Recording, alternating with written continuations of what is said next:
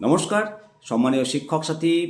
TET issue, TET ম্যান্ডেটরির প্রভাবে এবার ভারত সরকারের বলিষ্ঠ পদক্ষেপ গ্রহণ করেছে। সমস্ত শিক্ষকের স্বার্থে ভারত সরকার বলিষ্ঠ পদক্ষেপ গ্রহণ করেছে এবং মেমো জারি করেছে ভারত সরকারের স্কুল শিক্ষা বিভাগ বিজ্ঞান ভবন থেকে 1 সেপ্টেম্বর 2025 যে রায়, বাধ্যতামূলক টেট পাস যাদের 5 বছরের কম চাকরি রয়েছে তারা যদি পদোন্নতি চান তাদের জন্য টেট বাধ্যতামূলক, আর 5 বছরের বেশি চাকরি থাকলে তারা যদি চাকরি কন্টিনিউ করতে চান 2 বছরের মধ্যে টেট পাস করতে হবে, নইলে বাধ্যতামূলক অবসর গ্রহণ করতে হবে।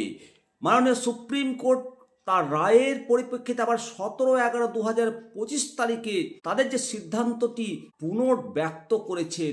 এই মত অবস্থায় আমাদের শিক্ষক সংগঠনগুলো তাদের ভয়েস যন্তর মন্তরে প্রতিধ্বনিত যে ভয়েস, সেই ভয়েস সংসদে প্রতিধ্বনিত হয়েছিল।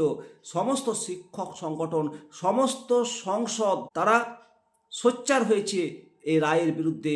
শিক্ষকদেরকে এই প্রভাব থেকে মুক্তি পাওয়ার জন্য বিপুল সংখ্যক আবেদন গেছে ভারত সরকারের পক্ষ থেকে, এবং এই আবেদনে তুলে ধরা হয়েছে যে জীবনের শেষ প্রান্তে তাদের জন্য টেট পরীক্ষায় বাধ্যতামূলক এটা একটা অমানবিক, এটা কঠিন এবং মানসিকভাবে কষ্টকর হতে পারে।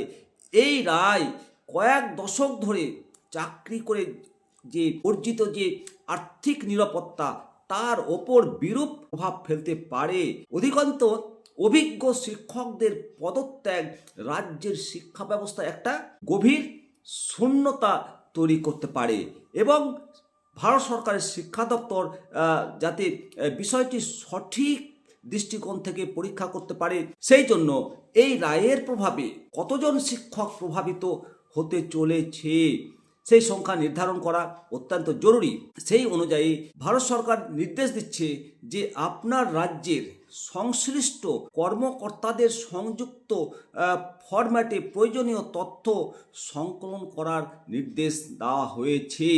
অর্থাৎ প্রতিটা রাজ্যে কতগুলো ইন সার্ভিস শিক্ষক এই রায়ের ফলে এফেক্ট হচ্ছে, তথ্য সরবরাহ করার আগে এটা মনে করা দেওয়া হয়েছে যে সঠিক এবং নির্ভুল তথ্য দেওয়ার জন্য সাবধানতার সাথে এই বিষয়টি পরীক্ষা করা উচিত, এবং অনুরোধ করা হয়েছে রাজ্য সরকার এবং কেন্দ্রশাসিত অঞ্চলের ওপর এই রায়ের প্রভাব এবং ক্ষতিগ্রস্ত শিক্ষকদের ত্রাণ প্রদানের সম্ভাব্য উপায় সম্পর্কে মন্তব্য করার জন্য রাজ্য সরকার এবং কেন্দ্রশাসিত অঞ্চলের কাছ থেকে উপযুক্ত আইনি মতামত চাওয়া যেতে পারে, এবং নিশ্চিত করতে বলা হয়েছে যে 16 জানুয়ারি 2026 মধ্যে সমস্ত তথ্য ভারত সরকারকে সরবরাহ করার জন্য বলা হয়েছে, এবং দৃষ্টি আকর্ষণ করা হয়েছে 24/3/2025 তারিখের চিঠি 7-2/2025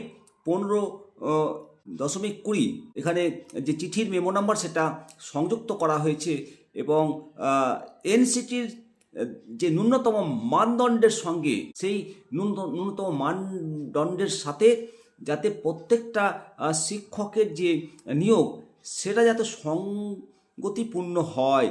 অর্থাৎ ভারত সরকার একটা বড় পদক্ষেপ গ্রহণ করেছে। পরবর্তী যে টেট ইস্যু, সেই টেট ইস্যুর প্রভাব থেকে মুক্তি দেওয়ার জন্য একটা সম্ভাব্য পরিত্রাণের উপায় খোঁজ করছে শিক্ষকদের স্বার্থে। এটা নিঃসন্দেহে একটা বড় পদক্ষেপ। অবশ্যই আরও ডিটেলস আপডেট আপনাদেরকে জানাবো পরবর্তী আপডেটে।